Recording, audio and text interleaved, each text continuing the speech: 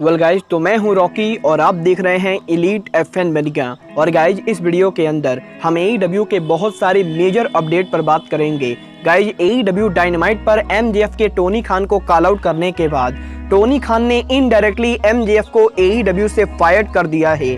तो गाइज, वहीं AEW dynamite पर हिरोशी तनाहाशी के अपीयर होने के बाद अब एईडब्ल्यू के फॉरबिडन डोर पेपर-व्यू के ऊपर आईडब्ल्यूजीपी वर्ल्ड टाइटल मैच को लेकर मेरे पास आपके लिए बहुत ही बड़ा स्पॉइलर है। और गाइज, एईडब्ल्यू डबल और नथिंग के इस हफ्ते फॉल आउट डायनामाइट शो को टीबीएस नेटवर्क पर कितनी व्यूअरशिप मिली, इसको लेकर हम इस वीडियो पर बात करेंगे। और गाइज, एईडब्ल्यू के इस हफ्ते डायनामाइट शो के बैक स्टेज के ऊपर डब्ल्यूडब्ल्यूई सुपरस्टार डॉल्फ जिगलर मौजूद थे। तो गाइज, वहीं एईडब्ल्यू ने फाइनली अनाउंस कर दिया है कि एईडब्ल्यू का इस साल का तीसरा battle of the belt show कब होगा। तो गाइज, अगर आपको ये सभी मेजर अपडेट जाननी गए तो गाइज वीडियो को एंड तक जरूर देखना। और गाइज, जिन लोगों ने अब तक वीडियो को लाइक नहीं किया है गाइज, वीडियो को लाइक कर देना। बट गाइज, चलिए अब बिना किसी देरी के शुरू करते हैं इस वीडियो को। और गाइज, सबसे पहले बात करते हैं एईडब्ल्यू के डायनामाइट शो के व्यूअरशिप की। वेल गाइज, बात करें यहाँ पर एईडब्ल्यू के डायनामाइट के व्यूअरशिप की, तो गाइज जैसा कि आप सबको मालूम होगा, एईडब्ल्यू के लास्ट वीक के डायनामाइट शो को टीबीएस नेटवर्क पर 9,29,000 व्यूअरशिप मिली थी, जो कि एईडब्ल्यू डबल और नथिंग का गो होम एडिशन डायनामाइट था। बट गाइज, बात करें यहाँ पर एईडब्ल्यू डबल और नथिंग फॉल आउट डायनामाइट की, तो गाइज एईडब्ल्यू के इस हफ्ते के डायनामाइट शो की व्यूअरशिप लास्ट वीक के मुकाबले 4% बढ़ चुके गए। और गाइज, इस हफ्ते एईडब्ल्यू के डायनामाइट शो की व्यूअरशिप थी 9,69,000, जो कि काफी ज्यादा बढ़िया व्यूअरशिप है। जबकि यार बात करें यहाँ पर डेमोग्राफी फिगर की, तो गाइज 18/49 डेमोग्राफी फिगर के अंदर एईडब्ल्यू के इस हफ्ते का डायनामाइट शो नंबर 1 रैंक पर था। और गाइज, यहाँ पर इस हफ्ते एईडब्ल्यू का डायनामाइट शो अमेरिका में एक बहुत ही बढ़िया व्यूअरशिप वाला शो रहा है। वेल गाइज, देखना काफी ज्यादा दिलचस्प होगा कि एईडब्ल्यू के नेक्स्ट वीक डायनामाइट को कितनी व्यूअरशिप मिलती गए। बट गाइज, चलिए अब आगे बढ़ते हैं और बात करते हैं डब्ल्यूडब्ल्यूई सुपरस्टार डॉल्फ जिगलर की।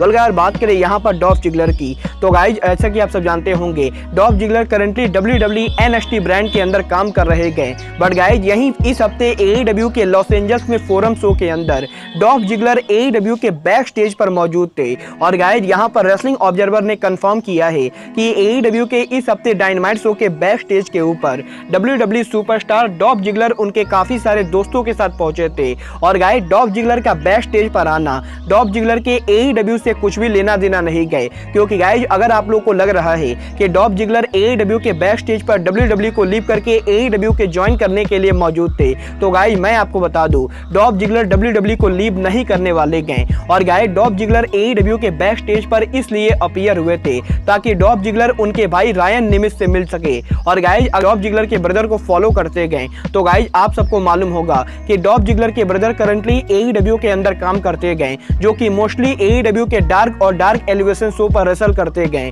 और गाइज, यहाँ पर डॉल्फ जिगलर अपने ब्रदर से मिलने के लिए ही एईडब्ल्यू डायनामाइट के बैक स्टेज पर पहुंचे थे। और गाइज, इस हफ्ते एईडब्ल्यू के डायनामाइट शो के ऊपर डॉल्फ जिगलर ने एईडब्ल्यू में उनके काफी पुराने फ्रेंड से भी मीटिंग की गई। वेल गाइज, ये तो बात है डॉल्फ जिगलर के एईडब्ल्यू पर अपीयर होने की। बट गाइज, चलिए अब आगे बढ़ते हैं और बात करते हैं एईडब्ल्यू के battle of the belt show की।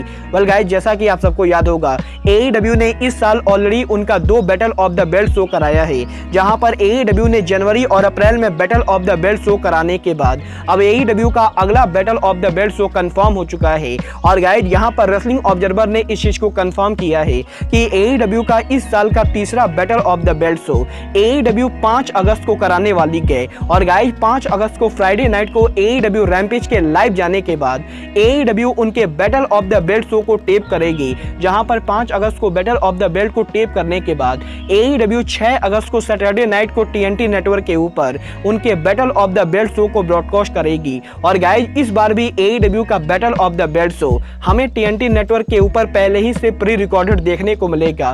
वेल गाइज, आप लोग बैटल ऑफ द बेल्ट को देखने के लिए एक्साइटेड हो या नहीं, आप लोग मुझे कमेंट करके बताइए। बट गाइज, चलिए अब आगे बढ़ते हैं और बात करते हैं अपने अगले अपडेट की। और गाइज, बात करते हैं एईडब्ल्यू और एनजेपीडब्ल्यू के अपकमिंग पेपर-व्यू फॉरबिडन डोर की। वेल गाइज, जैसा कि आप सबने लास्ट नाइट डायनामाइट पर देखा होगा, लास्ट नाइट एईडब्ल्यू के डायनामाइट शो के ऊपर हमें सीएम पंक और हिरोशी तनाहाशी का कन्फ्रंटेशन देखने को मिला था। और गाइस डायनामाइट पर उस सेगमेंट के बाद अब ये चीज तो सब पूरी तरह से कंफर्म हो चुकी है कि AEW और NJPW के फॉरबिडन डोर पेपर व्यू के मेन इवेंट के ऊपर सीएम पंक उनका AEW वर्ल्ड टाइटल हिरोशी तनाहाशी के खिलाफ डिफेंड करेंगे। बट अगर बात करें यहाँ पर इस पेपर व्यू पर IWGP वर्ल्ड चैंपियनशिप की, तो गाइस जैसा कि आप सभी को मालूम होगा NJPW के current IWGP world champion the rain maker Kazuchika Okada हैं। और गाइस यही अब उस पेपर व्यू पर IWGP वर्ल्ड चैंपियनशिप मैच को लेकर रेसलिंग ऑब्जर्वर डेव मेल्जर ने उनके लेटेस्ट रिपोर्ट में बात की गई, जहां पर रेसलिंग ऑब्जर्वर डेव मेल्जर के लेटेस्ट रिपोर्ट के हिसाब से AEW और NJPW के फॉरबिडन डोर पेपर व्यू के ऊपर हमें मेन इवेंट पर सीएम पंक वर्सेस हिरोशी तनाहाशी, तो गाइस वहीं सेम ही मेन इवेंट के ऊपर काजुचिका ओकाडा का IWGP वर्ल्ड चैंपियनशिप डिफेंस देखने को मिलेगा। और गाइस यहां पर रेसलिंग ऑब्जर्वर के रिपोर्ट के हिसाब से AEW currently forbidden door pay per view के ऊपर ओकाडा वर्सेस हैंगमैन पेज का मैच प्लान कर रही गए। और गाइस AEW के प्लान्स के हिसाब से AEW और NJPW के फॉरबिडन डोर पेपर व्यू के ऊपर हमें possibly hangman page IWGP world championship के लिए चैलेंज करते हुए दिखाई देंगे। और गाइस यहां पर फॉरबिडन डोर के ऊपर हमें Hangman Page versus Kazuchika Okada IWGP world championship देखने को मिलेगा। वेल गाइस देखना काफी ज्यादा दिलचस्प होगा कि डेव मेल्जर की ये रिपोर्ट कितनी सही साबित होती है। बट गाइस चलिए अब आगे बढ़ते हैं और बात करते हैं AEW के हॉटेस्ट सुपरस्टार MJF की। वेल गाइस बात करें यहाँ पर MJF की, तो गाइस जैसा कि आप सभी को मालूम होगा लास्ट नाइट डायनामाइट पर MJF का पाइम बम प्रोमो AEW कंपनी का अब तक का सबसे हीटेड प्रोमो था। और गाइस यहाँ पर पिछले 24 घंटों के अंदर रेसलिंग इंडस्ट्री में सिर्फ और सिर्फ MJF के इसी प्रोमो को लेकर बात हो रही है। और गाइस यही डायनामाइट पर MJF के टोनी खान और AEW को कॉल आउट करने के बाद अब AEW ने MJF को लेकर काफी बड़ा स्टेप उठा दिया है। और गाइस डायनामाइट पर MJF को ये कहने के बाद कि MJF AEW से उनका रिलीज चाहते गए, AEW पॉसिबली अब MJF को रिलीज करने वाली गए, क्योंकि गाइस यहाँ पर AEW के YouTube channel, social media, website और AEW के मर्चेंडाइज शॉप के ऊपर से MJF को पूरी तरह से डिलीट कर दिया गया है। और गाइस AEW के रोस्टर पेज के ऊपर भी MJF के नाम को हटा दिया गया है। तो गाइस वहीं AEW के मर्चेंडाइज शॉप के ऊपर MJF के सभी मर्चेंडाइज को पुल कर लिया गया है। और गाइस यहाँ पर सोशल मीडिया और YouTube के ऊपर भी MJF का कहीं भी कोई भी रेफरेंस नहीं गए।